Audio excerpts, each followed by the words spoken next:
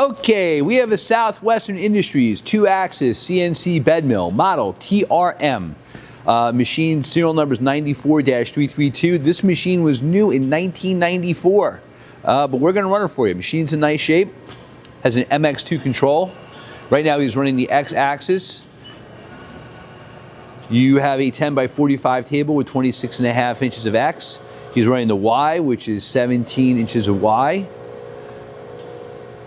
When you move the quill, it does the math on the, it becomes a digital readout. You can see it on the control. All right, quill has 5 inches of travel. All right. He's running the spindle. Spindle's nice and quiet. Spindle goes from 70 up to 4,200 RPM. And you have power feed.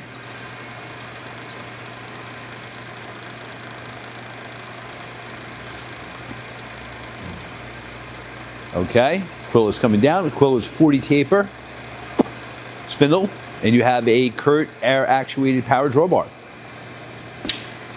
Spindle is 3 horsepower. That's your whole head up and down, raising and lowering. And that's basically it. Those are all the functions of the machine. Hey, thank you for watching our video.